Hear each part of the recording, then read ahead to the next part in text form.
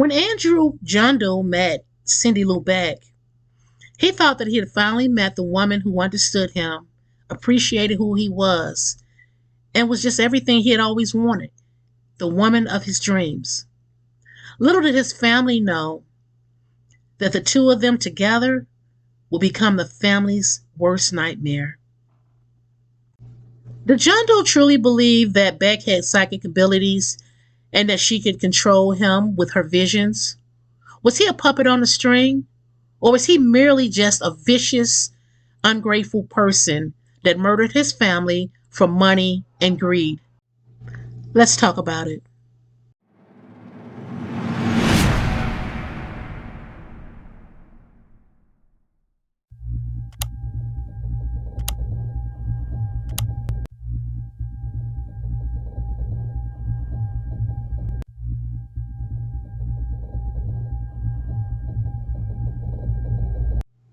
This story comes out of Polk County, Oregon. Oregon is a state located in the Pacific Northwestern region of the United States. Portland, Oregon is the home of the most strip clubs per capita that any other city in the country has. In 1994, Oregon became the first U.S. state to legalize physician-assisted suicide. This resulted in Oregon's suicide rate being some of the highest in the nation. And lastly, but not least, the Crater Lake is the deepest lake in the United States. This lake was actually pulled from the remains of a volcano.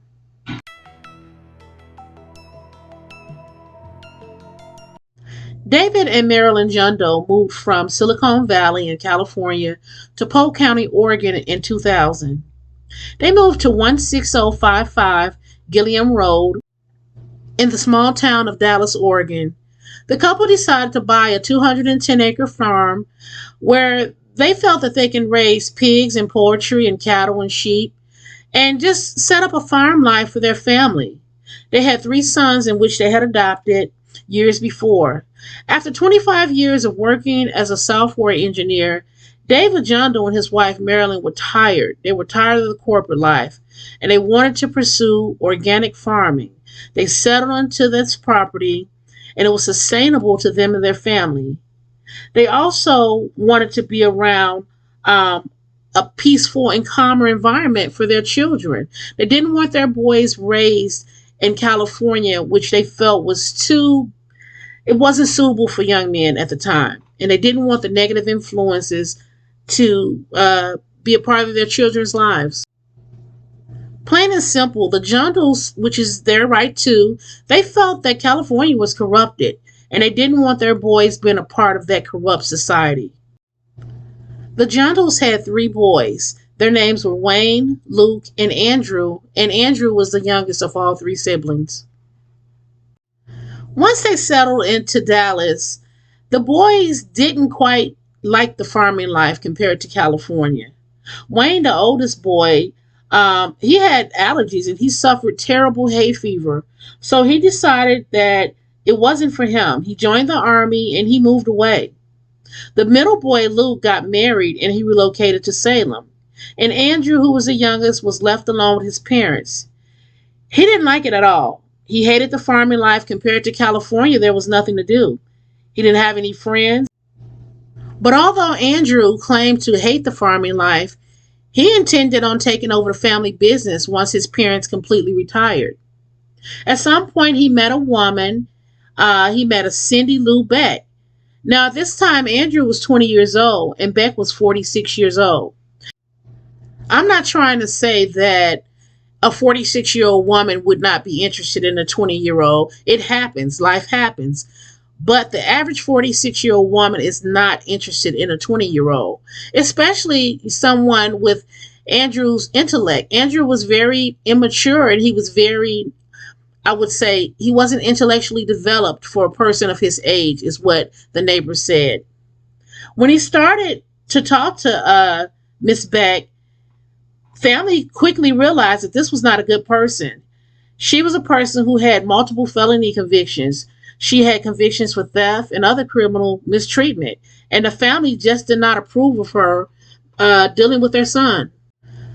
The Jondles had expressed to some friends and family that They felt that because of Andrew's intellectual capacity, that maybe this was a type of dominant, submissive relationship, with, of course, Beck being the more dominant person. A longtime neighbor of the Jondle's farm said that the couple were friendly and hardworking. He said that every morning and every night, 7 days a week, that he would see Mr. John Doe out tending to his cattle, sheep, and frequently making sure that his animals did not overgraze. Another local businessman that knew the Jondles said that he would buy milk and meat from the Jondles, and said the couple were the kindest and honest people that he had met in a while, and they clearly loved the farming life. Weeks after meeting Beck, Andrew decided that he wanted to move out of his parents' farm and move in with Beck. He moved in with her, and shortly after, he started to ask his parents for money. He needed money to help Beck pay her bills and also her rent, and his parents refused. When Andrew asked his parents again about possibly borrowing money to help him and his girlfriend Beck out with rent and other bills, they simply said no once more. They told him, you can move back in and cut ties with her, or you have to be a man and get a job and you're on your own. So in the summer of 2010, shortly after he had met Beck, him and Beck decided to concoct a plan. Beck had convinced Andrew that she was a psychic, and due to his lack of intellectual capacities, he believed her. He believed that she was a psychic. She would tell him that the animals and the tree spirits were talking to her, and they were telling him that his parents needed to die. Beck came up with a plan on how to basically eliminate the Jondles. She told Andrew that he would rob his parents and then he would murder them. And somehow she convinced him that he would inherit the family's farm. Now, he had other siblings, but she convinced him it would be all his. On September 1st, 2010, Beck and Andrew sat down to go over a plan. Beck had conspired with Andrew to kill the Jondles, his family. They sat down and they went over all the details, step by step, of what Andrew would do. On September 3rd, on a Monday, Andrew got on his scooter. It was in the evening, the sun had went down, and he was headed to the farm. When he got to the farm, his plan was to kill his parents. When Andrew arrived at the farm, he realized that he needed to wait until his parents went to sleep. He was nervous, so he wouldn't. He hid in the bushes, and he called Beck. He told her that they weren't asleep yet, and he wanted to wait to strike. She told him that he can either wait there or he can come back home and wait it out. But it didn't matter. They had to be killed. The job had to be done. Andrew grew anxious and decided to go ahead and just go for it.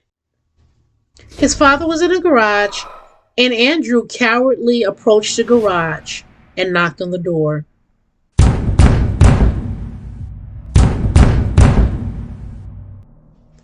When Mr. John Doe recognized his son, he went to the garage door to open it. And when he opened that door, Andrew attacked. He bashed him in the head repeatedly with a metal pipe before he stabbed him with a scythe. A scythe is a farming tool that has a long wooden handle and a huge curved blade at the bottom of it. Farmers use it to chop down weeds and hay and different things like that. And it's a very sharp metal razor on a stick. When Mrs. Jondle heard the commotion coming from the garage, quite naturally, she ran to see what was going on. When she got there, she peeked into the garage, and she was also beaten with a pipe. Andrew beat his mother to death with a pipe. And after he had bludgeoned his parents to death, he robbed them. He went through their belongings and he took their jewelry, their cash, and their credit cards. He was hoping to find enough money to pay the rent. Beck was behind on her rent and she owed $500. So he wanted to get $500 for that rent. And he also had this fantasy of being a savior for Beck. For an undisclosed reason, Beck's children were in foster care, and Andrew had this fantasy of making enough money through the robbery and also with the inheritance from his family that he would have enough funds to get Beck's children out of foster care, to pay an attorney, and to get custody of those kids back for her. On the early morning of September 4th, a delivery man delivering water to the Jondle's farm discovered Mr. and Mrs. Jondle deceased. He immediately called the police. When authorities arrived on the scene, they were immediately horrified. Dallas is a small farming community, so everyone knows everyone. So the police officers knew the victims. They first did a walkthrough of the property to make sure that the perpetrator wasn't still on the property. They checked the barn, they checked the house, they checked the fields. And then they discovered that Andrew Jondle was not there. As far as the police knew, Jondle was still living at home. They had no idea that he had met someone and moved away. So at first they thought that he was a possible victim also. And they put out a search for him to check on his safety and welfare. Andrew was safely found in Salem with Beck. And that's when police discovered that there had been a relationship and that the Jondles did not approve of that relationship between Andrew and Beck.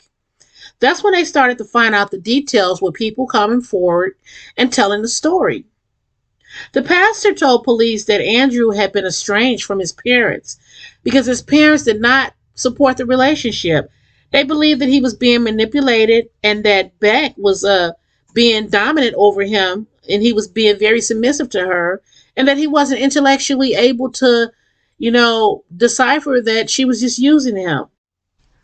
Neighbors of Andrew and Beck told police that the two of them showed up at their apartment around 2 a.m. the following morning, that Tuesday, and they were asking for cigarettes.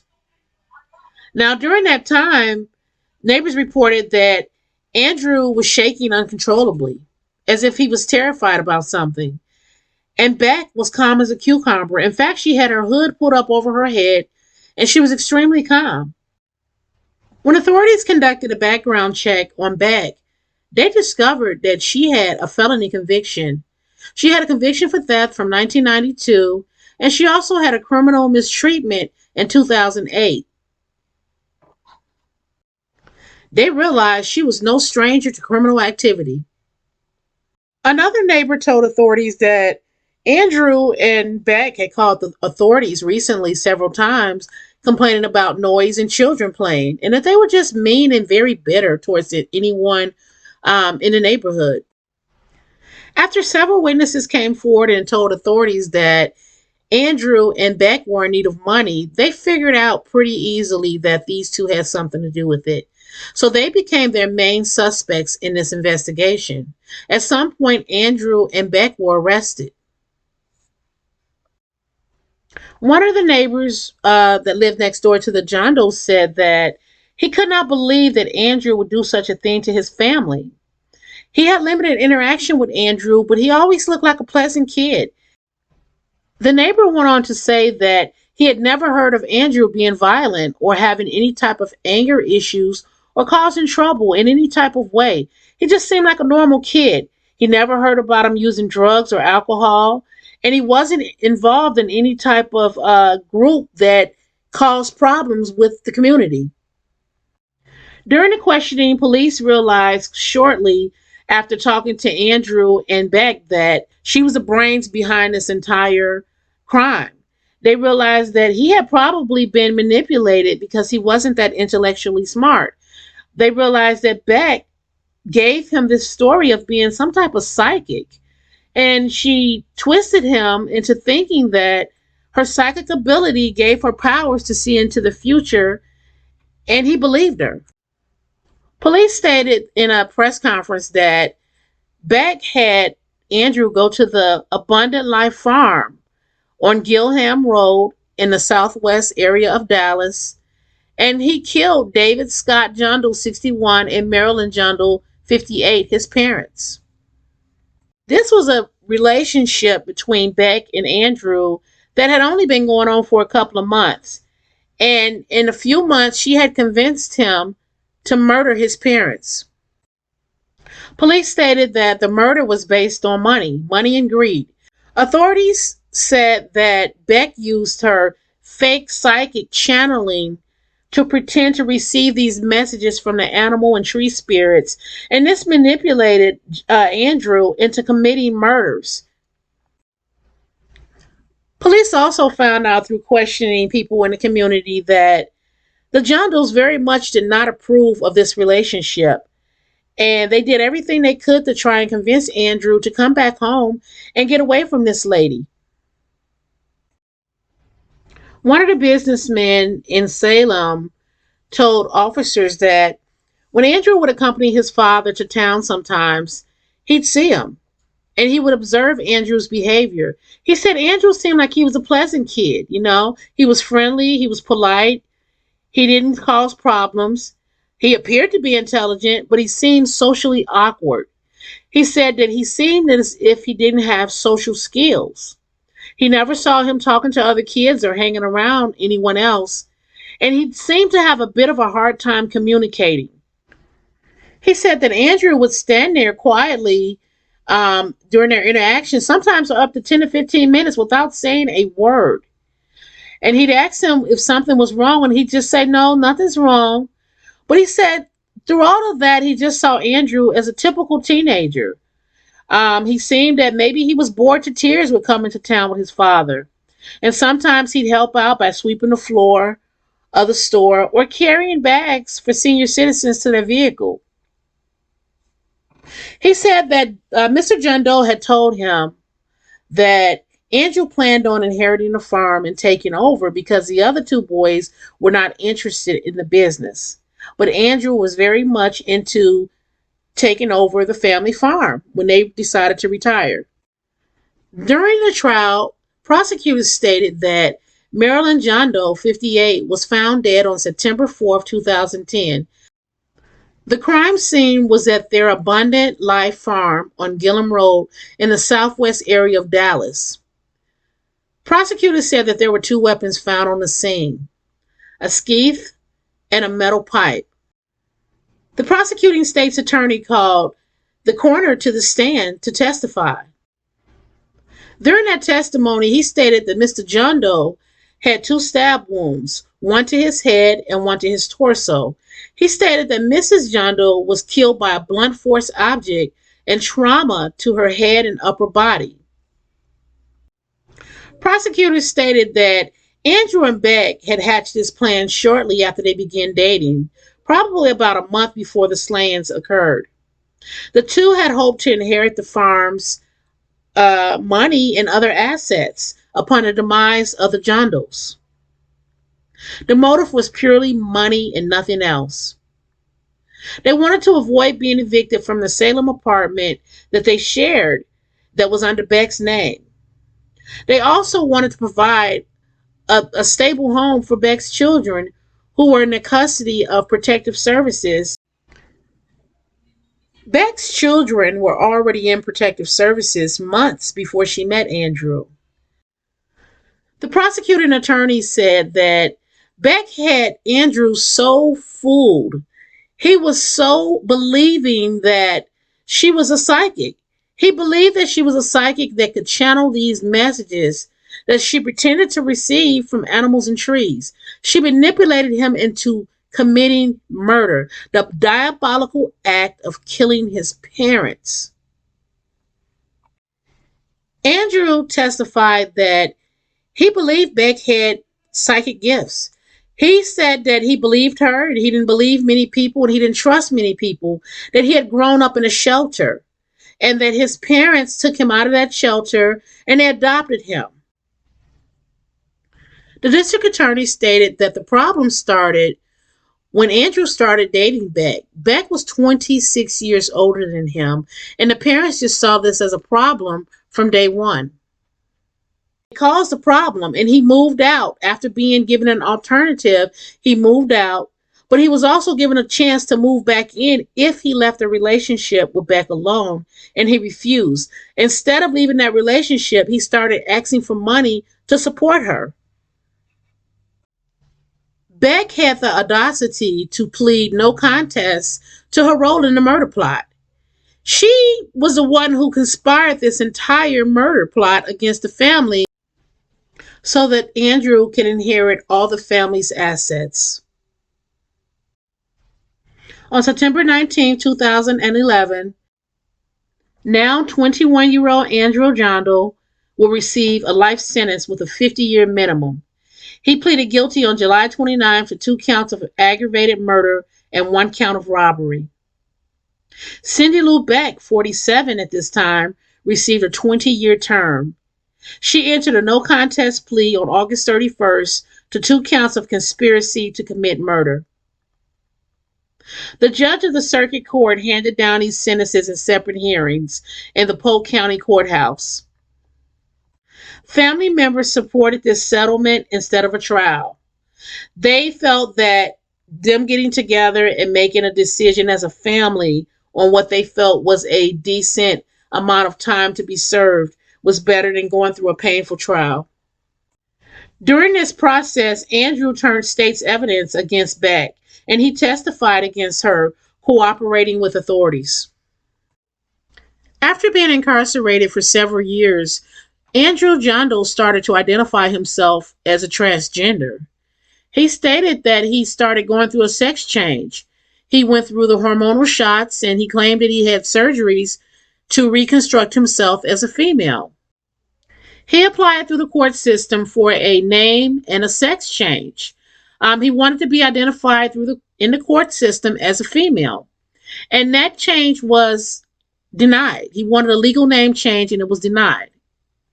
Well, in 2022 of February, an Oregon Court of Appeals decided that they wanted to vacate the order, and the decision was overturned. They said that they would give him a new path so that he can once again be considered for a legal name and sex change. Andrew is being represented by the ACLU Foundation of Oregon. It's unclear if he will seek a transfer if his documents are changed. It's said that multiple violent inmates have changed their names successfully, and then they were transferred to women's institutions in the state of Oregon. The reasons for these transfers were because the male institutions do not provide them with feminine accessories. In January of 22, there was another case by a man called Zero Lola Zombie, and he was a biological male in prison for murdering his girlfriend. He sued Oregon for gender discrimination, and he won. This is a sad case. This man was adopted by a loving family. They took him out of a shelter, and they gave him a home and a foundation, and they smothered him with love. And in return, he showed them how much he appreciated them and their kindness and their Christian background that allowed them to open their heart to an older child, which is kind of hard sometimes. People choose babies. They chose an older child because they had these Christian values that said, love all children equally. And in return, he showed them just how much he appreciated them by murdering them. Was Andrew truly duped by Beck? Did he really believe that she was a psychic and had the ability to predict the future? Or was he just a greedy individual who wanted what his family had and he didn't care? Also, did he become a transgender so that he can move to a women's institution and not have to be in the presence of violent men?